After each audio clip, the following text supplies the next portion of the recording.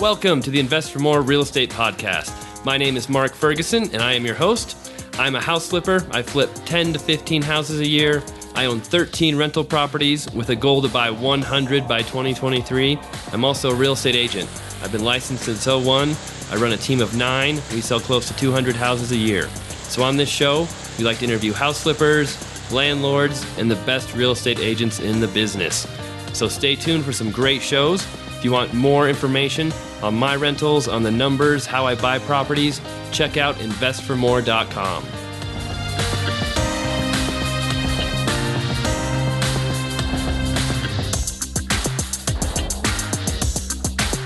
Hey everyone, it's Mark Ferguson with the Invest for More Real Estate Podcast. Welcome to another episode. I'm super excited today. Have a great guest, Mark Evans, DM, who I know personally, has been a really good friend. Really helped me out in my business in a number of ways. He's been a super successful real estate investor, owns a turnkey rental company now, has his own podcast, does a ton of stuff. Mark, thank you for being on the show. I appreciate you coming on. Absolutely, my man. Thank you very much, Mark. Good name, by the way. Oh, thank you. Yes, I agree.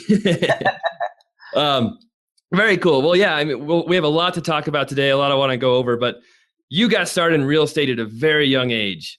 Tell us how you got started and what attracted you to real estate when you're just first starting out. Yeah, no, good, great question. So I started real estate investing. I was actually 18 years old, 1996, June of 96. I'm a small town boy, come from a small town an hour east of Columbus, Ohio, 666 people. My town, no cops, no stoplights, kind of craziness still. But anyways, I was not a school guy, Mark. I literally barely graduated high school with a 1.8, not bragging, it's just the reality. I had no college in my future. I hated school, everything about it. I mean, I loved math class, but I hated English and science and all that stuff. But at the end of the day, I was sitting there. I come from a town. My parents, make $25,000 to $35,000 a year. It's just kind of good old, hardworking people. I still am amazed how well my family did. I never felt poor, Mark. I don't know if that makes sense, but I never felt poor without. But like for Christmas, we'd get, socks, underwear, and one gift. And we was always super appreciative. Now you give kids 80 gifts and they want 150 gifts. So it's a whole nother story, right? But no, I know what you mean. So I was, literally back then, this is when lifestyles of the rich and famous was huge. From 10 years old, I remember, actually 8 to 10 years old, I remember watching that show and like, wow, I want to be rich. Blah, blah, blah, whatever that meant at then. I was living in a trailer court then. So I literally just decided, I started reading books like when I was like 15, 16, 17 of like, self-improvement. I used to buy those home entrepreneur magazines. I don't know if you remember those. I'd go to the library, read them, or go to the Barnes & Noble back then, or little stores, and just kind of read that kind of stuff and like go send $7 to get a free CD or whatever. So anyways, 18 years old, 1 month out of high school, had my own little seamless gutter company. I was doing a lot of work for these guys. They're pulling up in Porsches with cigars saying, hey, man, I got this other house over here, blah, blah, blah, blah. And they're paying me cash, and or check. And I'm like, how are you able to drive this nice car? I'm doing all the work and you're making all the money kind of thing. So I started asking them, what do you do? And they said, oh, we're real estate investors, real estate. And I heard that probably about 5 times over and over. And I was like, I'm not that smart of a guy. But if I hear it 5 times in a row, it probably means I should look at becoming a real estate investor. And I was watching a late night infomercial, Russ Whitney. And I went to a 3-day seminar in Columbus, spent every dime I had to go. That wasn't a whole lot back then, like maybe $2,500. And that's what started the journey, Mark. I went down to Florida for 3 days.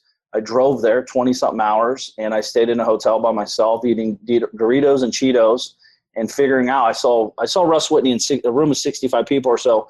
Make a phone call. This is newspaper times. He picked up the newspaper, called the for sale people in the newspaper, and some lady's like, yeah, I'll sell you my house. I just want to get rid of it. And I was like, holy smokes, I can do that. And that literally was the journey. That's what started the process, man. No, that's really cool. Most people, it's almost probably a good thing that you didn't go to college, you didn't get stuck in the corporate world, the path that so many people have. It's kind of like society tells you this certain path that you have to go through to be successful. And most people get stuck on that path and they don't see how much else is out there. Yeah. No, 100%. So I haven't really connected with the 65 people in the room. I had a couple connections with those people. But, it's interesting you say that, because a lot of the people in that room, I was the youngest guy by far in that room, probably by 10 years. And literally everyone in there was like, oh, let's go to the bar. Like, they're talking about going to the bar, drinking and eating for dinner at noon. And I'm sitting there, I got to get to the room. I got to make some calls. I got to make something happen. I literally, another thing I think too, Mark, is the problem. People are very comfortable being comfortable. They haven't had that life-altering decision or life-altering situation to force them to for change. You know what I mean? No, I know exactly what you mean. I was in that same boat too. Right. So, when I graduated, I went to college, got a finance degree, came back and worked with my father as an agent for a little while. Right. And I was super comfortable. I wasn't super successful, but I had nothing that really pushed me and said, hey, you need to get out there and really do something big. That came later in life. And I realized, man, if I would have just been stuck out there on my own, I probably would have succeeded a lot sooner in life than, being in the comfort zone. Absolutely, man. Very cool. So how much do you think the self-help, those books, talking about your attitude affected your success in looking for those opportunities? I think without it, you don't have any, I don't think you have a fighting chance, right? I could see a car wreck, and you could see a car wreck, not you in particular, but someone else, like one of my family members, I won't mention their name. And literally they're like, oh my God, it's catastrophic. Everyone's dead, blah, blah, blah. And I look at it, I'm like, wow, it's pretty amazing. Only one person died, so it's like, how do you see it is a very big determination, I think, on how you project your life out there. As you know, Mark, we have challenges every single day. I'm a huge fan of focus on data, not drama, right? Everyone has drama, but I don't want to hear about it. But I think without the book, great books like The Magic of Thinking Big by David Schwartz, As a Man Thinketh, I could go on and on. There's so many amazing books, but just getting your head wrapped around this and saying, you got to mate. We're alive, right? So, we actually have a fighting chance every single day until we get 6 feet under.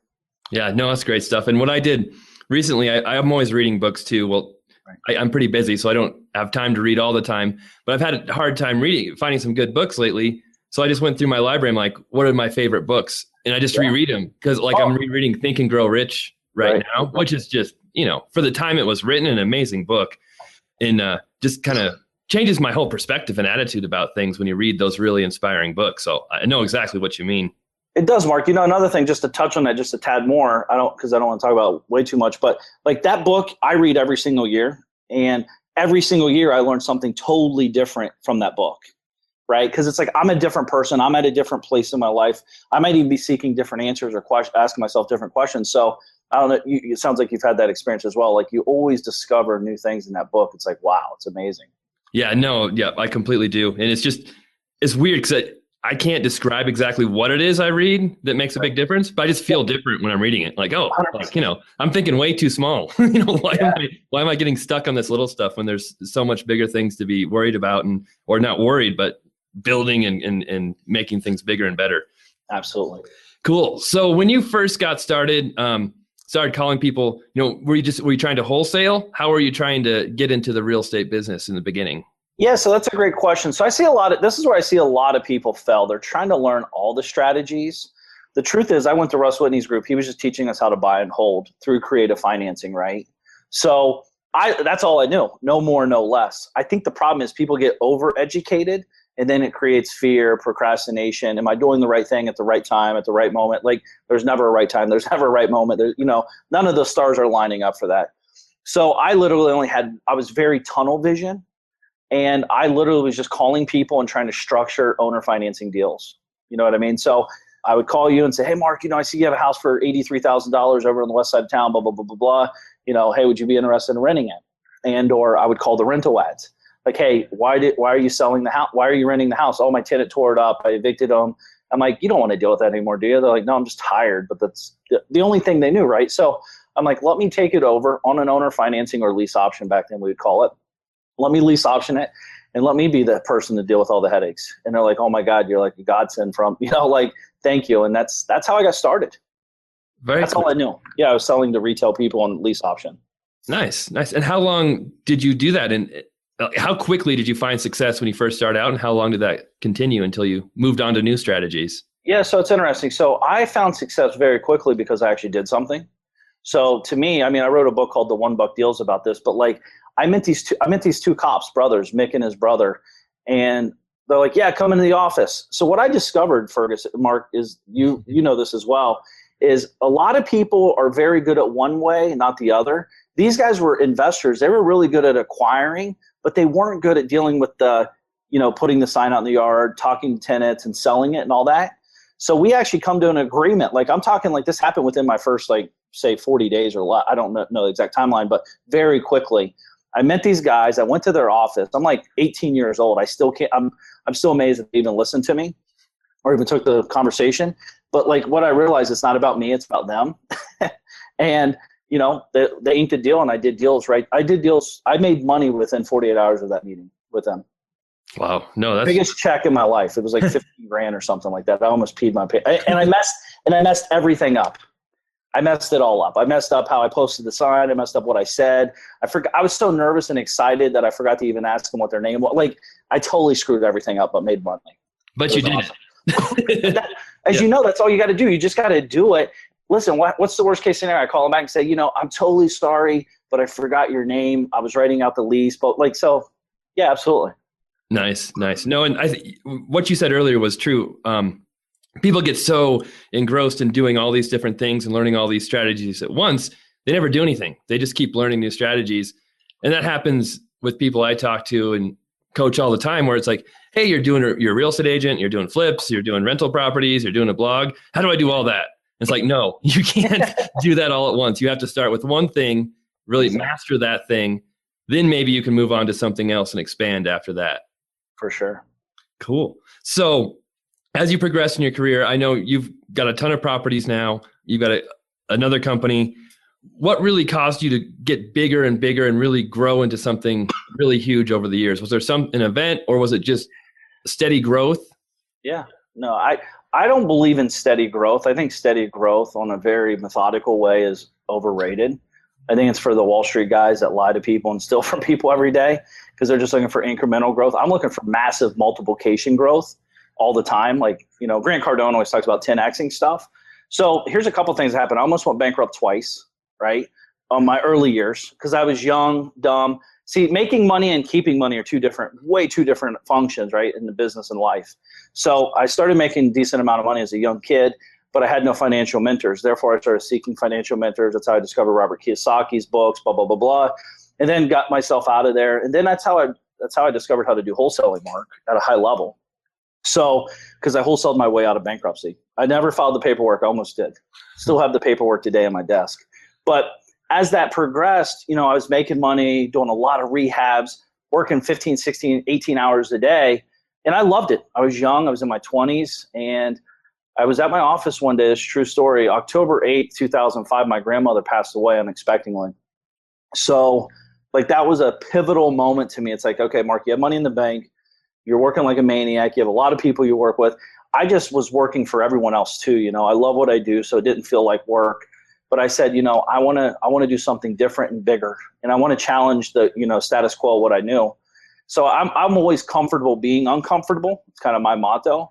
So my girlfriend then, Dina, and we traveled to South Beach, Florida for 1 month, which ended up turning into a 2.5-year stint across the world.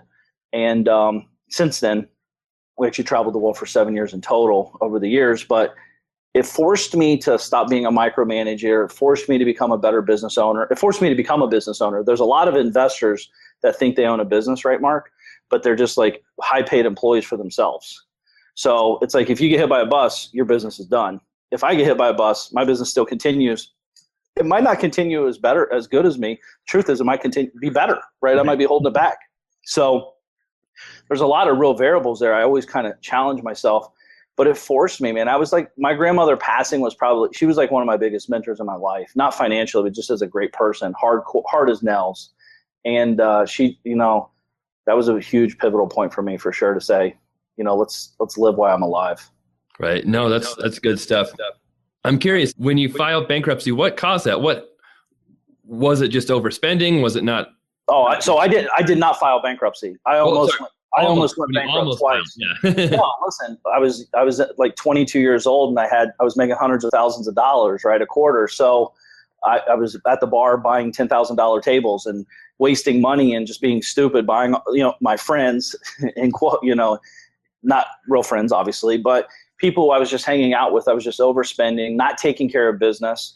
again, it's so entrepreneurial. You know what I mean? I was just a dumb business guy. I wasn't in business. I was just a dumb entrepreneur.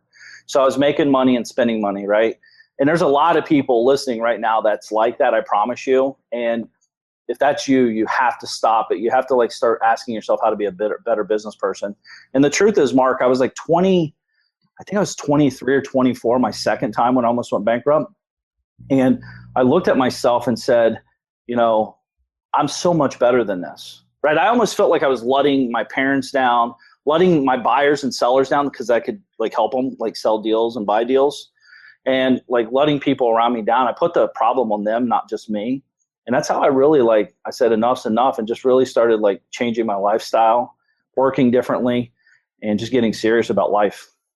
Nice. No, that's good. One thing I read a while back that may have contributed to that, I know it probably contributed to some of my young decisions, was I read our brain is not fully developed until we're 25. So maybe that was part of it, especially in males. For some reason, males are worse than females too. Yeah, so I think I may be 65 for me. No, that's interesting. Yeah. So I remember some of the things I did when I was younger. I'm like, what was I thinking? And obviously I wasn't thinking very well. So right. Cool. So when you started your wholesale business, what are the real keys? I know there's a lot of people who want to get started wholesaling. It's kind of taught as the get rich quick scheme. You don't need any money to do it, where there's obviously much more to it than many people think. What have been your keys to success with wholesaling? Well, I mean, persistence. I always have a saying, you're either consistent or non-existent. So the problem is everyone's great starters. They suck at follow through. They suck at completing deals, like closing the gap. So my biggest thing, especially in the beginning, I knew that was a weakness for me. I was a great starter, but never finished it. I was like the guy who had 80 business cards from different companies I would start in my head every day. But so, you know, one, be honest, be ethical, ask a lot, ask questions, not a lot, but ask high-powered questions to potential sellers and to potential buyers. Let them tell you what they need help with. Let them give you guidance on how to structure the deal. And, kind of take off the burden of yourself. Because when I started, Mark, wholesale, like I literally was like near bankrupt. Like when I say near bankruptcy, I was living in an efficiency apartment, had no electric, no gas, and didn't pay my rent for 2.5 months. And I'm literally sitting in there with a candle, reading a book rented from the library. This is a true story in Columbus, Ohio. So, and I never saw that as like a bad thing. I was like chapter 7 of my life, right? Not chapter 7 bankruptcy, but chapter 7 of my book. This is my time to shine. This is what you're made of now. Time to show the world what you're made of. And that's kind of how I talk to myself. So literally, you just got to call people. I mean, the truth is, I'm holding up a phone if they're showing the video. The phone is your secret weapon. That's like my gun, dude. Like if I was going into battle, I'm taking a phone with me. Because the phone, you just make calls, you stay persistent, you follow up with people, you do what you say you're going to do, you provide great service, great value, and it really comes down to just doing what you say you do. Because in this business, man, so few people follow through and do what they say they're going to do. Right. No, it's very true. And the thing you said about starting strong, many people start strong. So many people have these grand ideas. And once they run into a little bit of resistance or, a little bit of trouble, what else can I do? What's the other business I can try? This one's too hard. And it's over and over and over again. I see that. Yeah, shit. I call it being a punk. I think you're the biggest punk in the world if you do that, honestly. I'm calling your people out, Mark. I'm a punk sometimes myself, so I get it. But like as you know, Mark, that's right when you hit the resistance is actually usually where the biggest opportunity is at that moment. So it's like, I always say when that happens, that's where, what am I made of today? Boom, you hit that resistance. You're like, what just happened? And, I always say if you're not dry heaving and all that good stuff at night, you're probably not pushing yourself hard enough. Yeah. No, there's a great book, The Art of War or the... Oh yeah. Art of War. By Stephen Pressfield. Oh, great book about resistance and pushing through it. So yeah, I know exactly. I have it on my wall. It says Conquer the Resistance in my home office. Just to remember, when things get tough, and especially at the end, when you're about to get close to something big, is usually when it gets the toughest. And you just got to push through it. If you can push through that, good things will happen. Right. Absolutely. I love it. Very cool. So you've done rehabs, you've done wholesaling. Obviously, what were the pros and cons of both, and what do you prefer doing? Well, that's why I have to wear a hat. I don't have enough hair to do rehabs anymore. So I've done hundreds and hundreds of rehabs. But again, here's why, true story.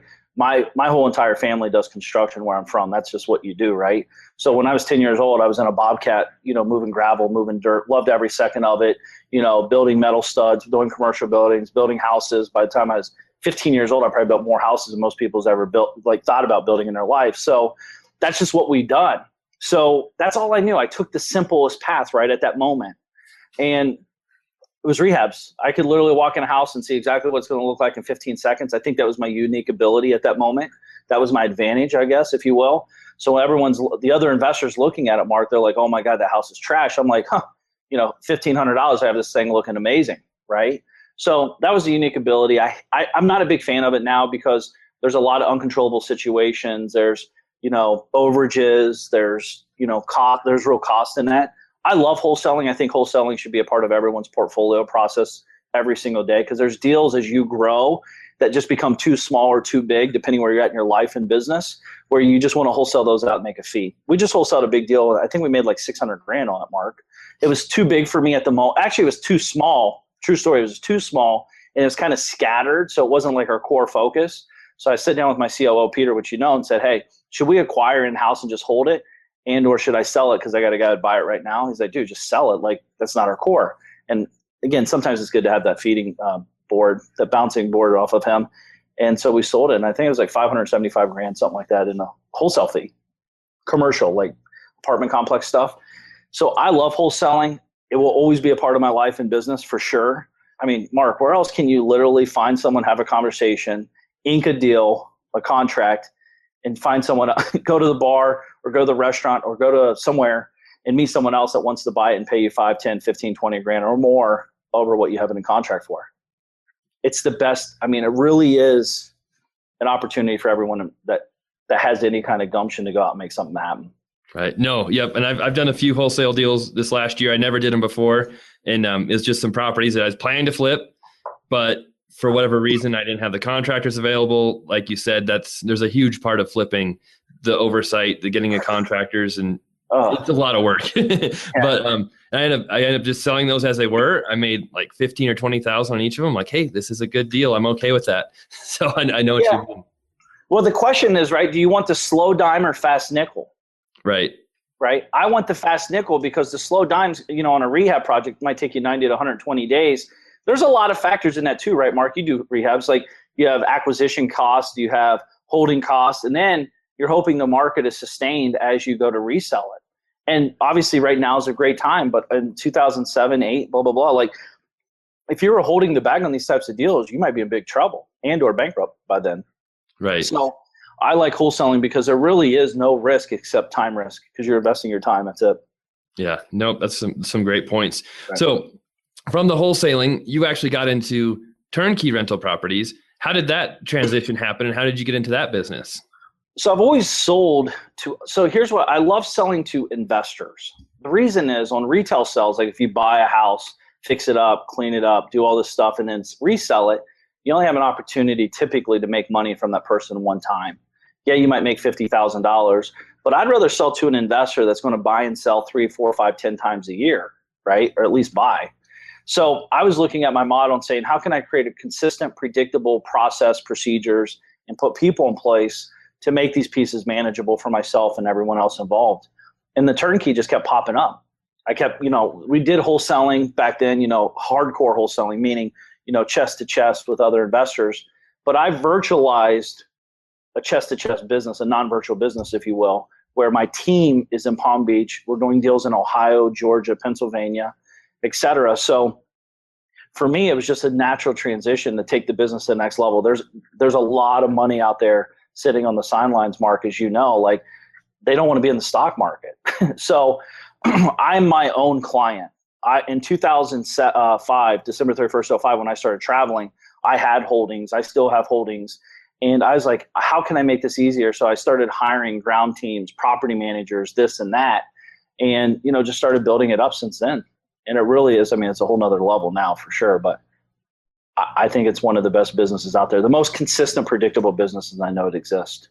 Nice. Now, what do you think your biggest, well, first of all, tell us exactly what a turnkey rental property is to you, because there's some different definitions out there. If you talk to agents or other investors who think, oh, just a house that's fixed up is a turnkey. So what do you consider a turnkey? So we would be like the Saks Fifth Avenue in the turnkey world. We're not the cheapest, we're not the most expensive, but we are a high level white glove service. So turnkey investing to me is buying a house, fixing it up, putting a good property manager in place, and putting a good tenant in place. I always tell people, Mark, when you buy a property from us, you're not buying a property from us. You're actually acquiring a team, many, many, many, many years of experience. And, we try to make it as seamless as possible. We don't want you to hear all the problems that go on behind the scenes. Because again, guys, this is an investment and you have human beings in property, so there are real problems. So having grounds teams and boots on the ground, to me, that's the difference. Like you said, there's a lot of people saying, oh, it's turnkey house, but it's not turnkey. The house is turnkey because it's ready to move in, but you have to find a tenant, you have to place a property manager, you have to deal with the issues and everything else that comes with that. So there are, as you said, a lot of variables there. Yeah, no, very good, very good. You've obviously built a really cool team. I've done the same thing myself. Mm-hmm. Before we get into that though, what have you found is the biggest challenge with owning your turnkey property, running turnkey companies? What was your biggest challenge? Well, it's the biggest challenge in any business, management. Right? 100% management is going to be your biggest challenge. If you own a company, like say a brick and mortar company, your hardest part of your business to grow is going to be managing the people inside of that company. Same thing with property management. Property managers are on the ground. They're dealing with tenant issues. They're dealing with local issues. They're dealing with, people trashing the property. They're dealing with all those issues. So anybody in the turnkey business that says property management is not their biggest issue is not doing enough deals. That's for sure. So once you start clipping along doing like real volume market, it's the beast. It's the big beast in that business for sure.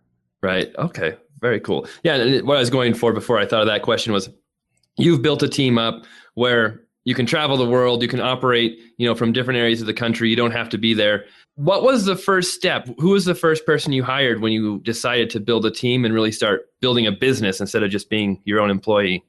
Yeah, no, it's a great question. Again, I always tell people, what is your unique ability? Find your unique ability and hire for everything else. Do what you're great at and hire for everything else. Once all those positions are filled, now you got to start asking yourself how to hire people to do your unique ability, right? Mark, I think you kind of know my story behind the scenes. Like, my unique ability is talking to buyers. I'm really good at it because I am the buyer. So I know exactly the good, the bad, the ugly, the fears, the motivations, etc. So that was my last thing I got rid of in my company. And we have 3 guys that do that now. But what we did, my first thing, I hate paperwork. True story. I don't know anybody that's a good investor that's good at paperwork. So it's a totally different mindset. So I hired an assistant, not a virtual assistant, but an assistant. And they took the deals to closing. They followed up with sellers. They followed up with my buyers. They got the paperwork to title company, etc. Yeah, I hate paperwork too. And taxes, like when I used to do my taxes, like I would get anxiety. I would just put it off until the last minute. It just made my life so miserable. As soon as I started handing that off to somebody else, it's like, oh, my life was so much better. So I know exactly what you mean. Just hand it off. Yes. Make it's such an investment, right? Like, everyone's like, oh my gosh, I can't afford $500 a week. I'm like, 500, like, you're in the game to make millions and you're worried about investing $500 a week. You're never going to make millions of dollars like that, ever. I don't care who you are. You can't make millions of dollars worrying about investing $25,000 a year for an assistant like that.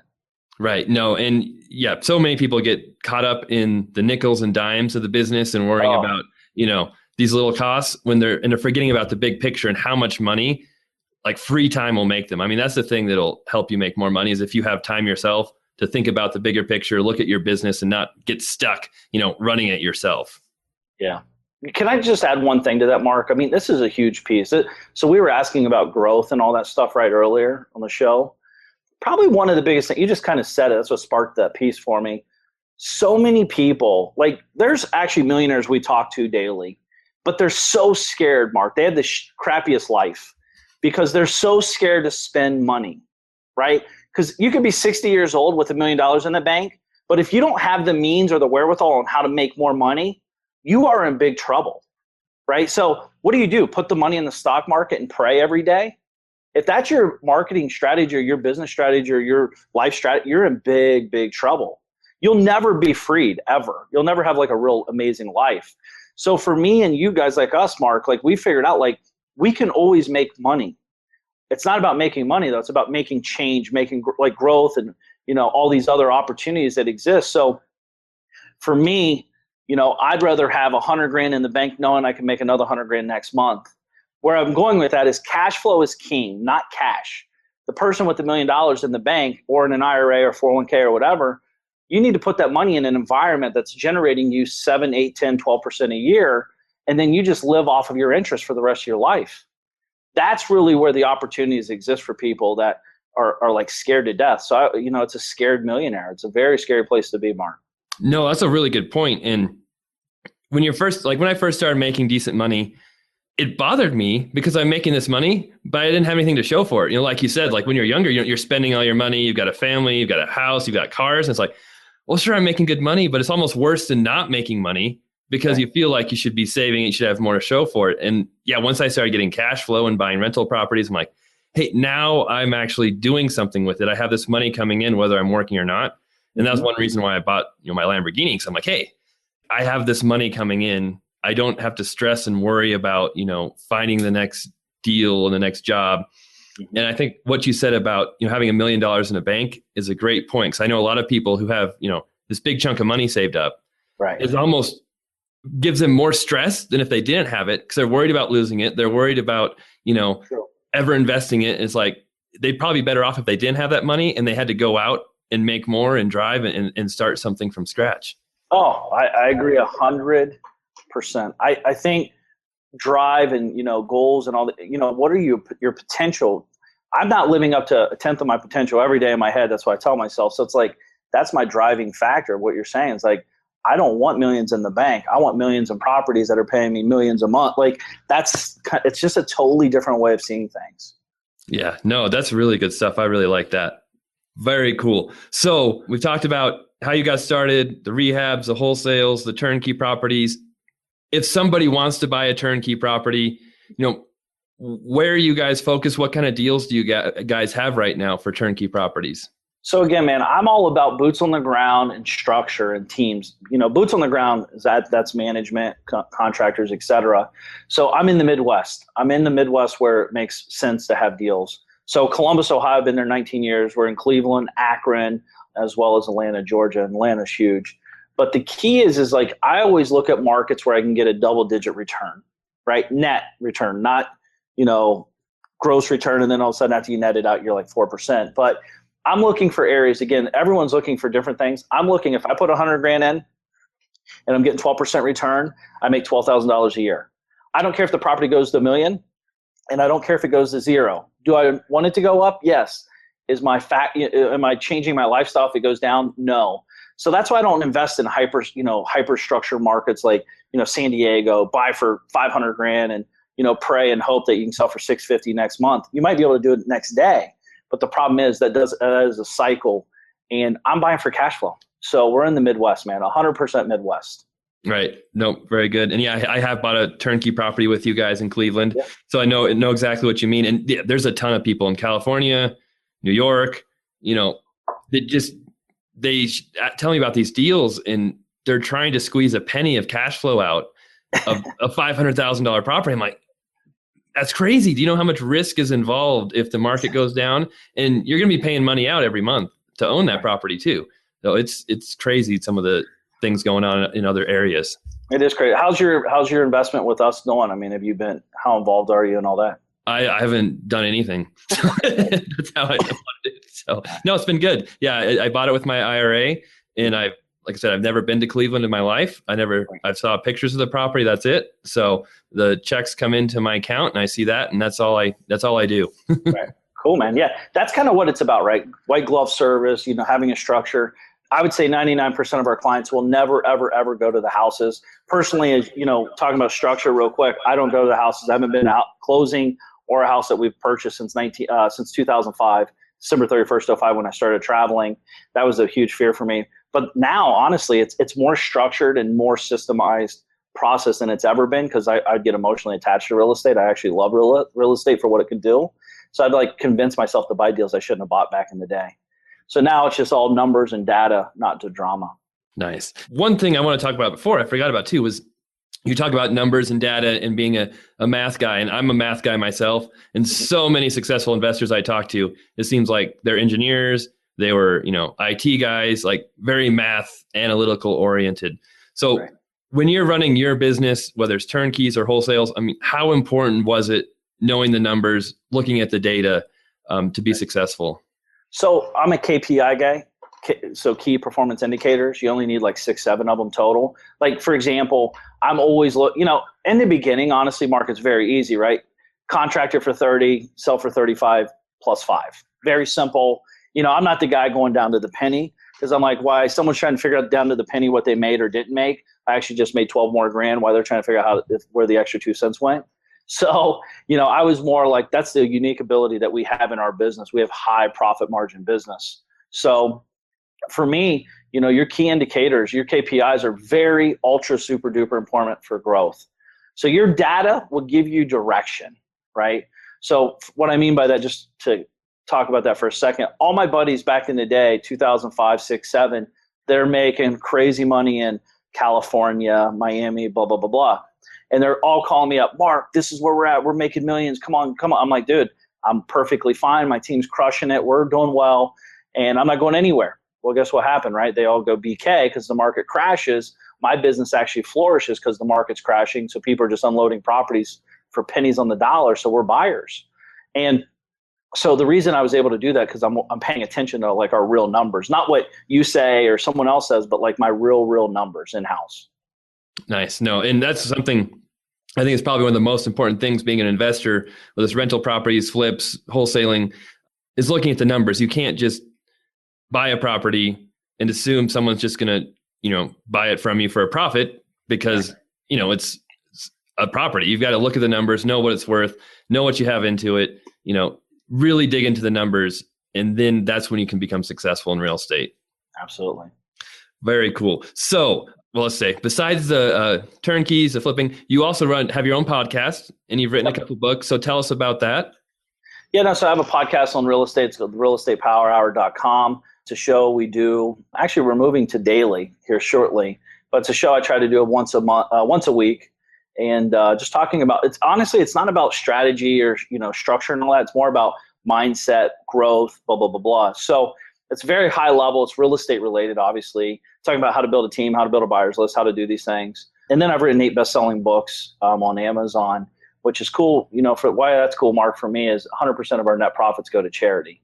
So all of our book sales goes to charity. I work harder on books than I do my business, but it's awesome to be able to give back. I call it full circle giving. I'm able to take my knowledge, transplant it to you guys via a book. You read it, you go out and create success, and then we get back to charity together. So it's a pretty cool piece. Nice. Very cool. All right. Well, yeah, I think those were all the questions I had. We covered a lot of different topics. Is there any other advice you want to add for somebody who's just trying to get into the real estate business? Do you have any advice for someone who's just starting out? Yeah, quit now. If you're a quitter, just quit now and save yourself a lot of time, right? The truth is you got to like be ready to go balls to the wall. You can't let people tell you what you can and can't do. If you abide by the rules, you're in big trouble. And I'm not saying break rules and do illegal stuff, but I'm saying if you're like very easily persuaded, like don't do this, don't do that, you can't make money doing that, and you actually listen to them, you're in doomsday. And it's typically, Mark, as you know, it's the people that care about you the most tell you what you can't do. But yet when you're a little kid, I just had a baby boy, 4.5 months ago. When you're a little kid, they're like, you can do whatever you want. You could be an astronaut, whatever. And now when you get like old enough to like actually pay real bills, they're like, oh, be safe, be careful. That seems scamish, blah, blah, blah, blah.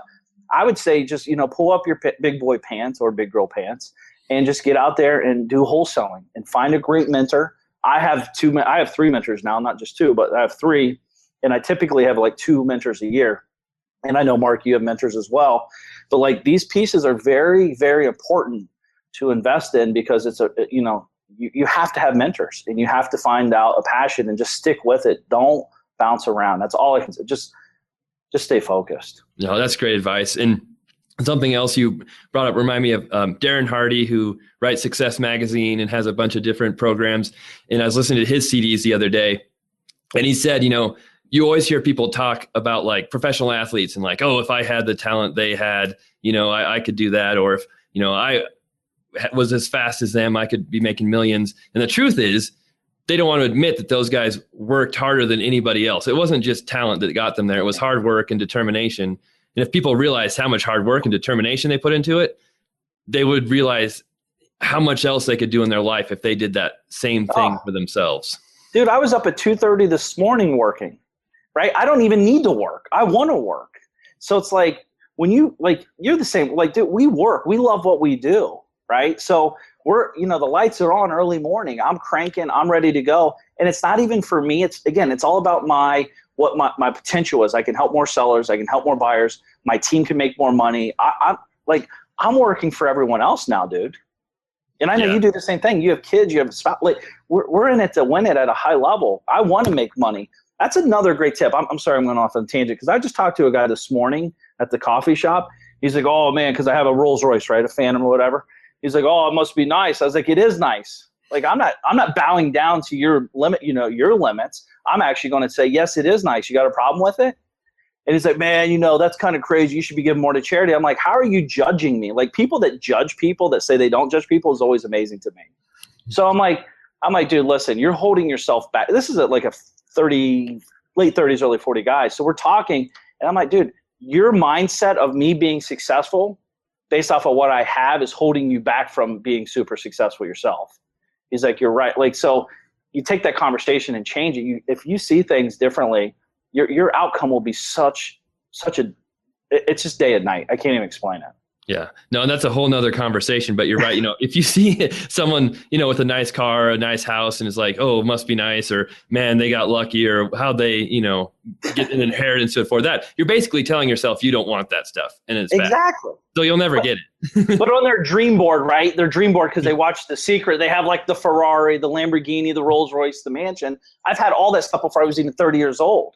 Because I wanted it, then I got it. I'm like, okay, that's cool. I don't want that. I like that. Like I'm finding my path every single day, like everyone else. So, you're 100% correct. Like you pull up in the Lambo in your market, like people are probably like, holy cow, what's going on? Yeah, no, I have 100,000 people in my town. So yes, there's not a lot of them around, but no, it's if you use it in the right way, and you can do a lot of good. I mean, people talk to you. It's really a fun thing if you do it the right way and you share what you have. So yeah, I love very it. Cool. Cool. All right. Well, if someone wants to get a hold of you, wants to listen to your podcast, what's the best way to contact you, to get in touch with American Wealth Builders too? So I have two sites. The realestatepowerhour.com is a great podcast show. We get great reviews on it all the time. A lot of great stuff there. I'm not selling anything there. It's just straight content, kind of same thing you do, Mark. Just provide great value and great content to the listeners. And then AmericanWealthBuilders.com. We got a great free report over there talking about who we are, what we do, how we do it, and all that. You're more welcome to check that out. Just in the comments box, let us know that you heard me on the show here. And I'd love to give you guys props and always appreciate your support, Mark, as well. Cool. No, thank you. And I'll provide links to both those sites in the write-up I do for the podcast. Okay. And I think that's all I want to talk about, unless you have anything to add. Well, I mean, I have lots of ads, but we both are busy guys. We got stuff to do. We can be here for 10 hours. I know. Nice. Well, thank you so much, Mark. I appreciate you being on the show. Of course, we'll talk soon. And have a great rest of the week. Definitely. Thank you, Mark. Have a great time, guys. Enjoy. Take care.